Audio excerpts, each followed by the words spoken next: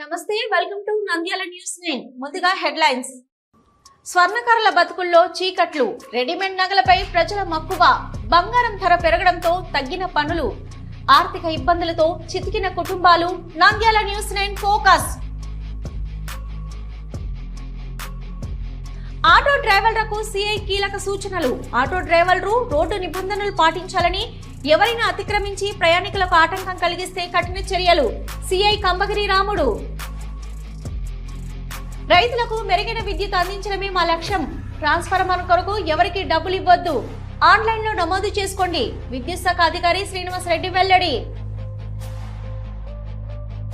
యేసు కృప ministries దైవ సేవకుల సదస్సు.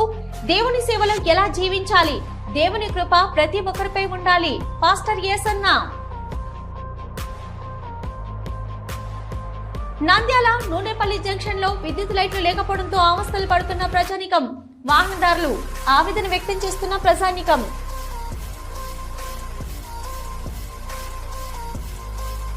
నంద్యాల ప్రెస్ అకాడమీ చైర్మన్ గా ఆలపాటి సురేష్ ను రాష్ట్ర ప్రభుత్వం నియమించడం పట్ల హర్షం వ్యక్తం చేసిన ఇండియన్ రిపోర్టర్స్ అసోసియేషన్. బనగానపల్లిలో మసీదుల్లో ఉచిత కూలింగ్ మినరల్ వాటర్ ప్లాంట్స్ ప్రారంభించిన బీసీ రాజారెడ్డి.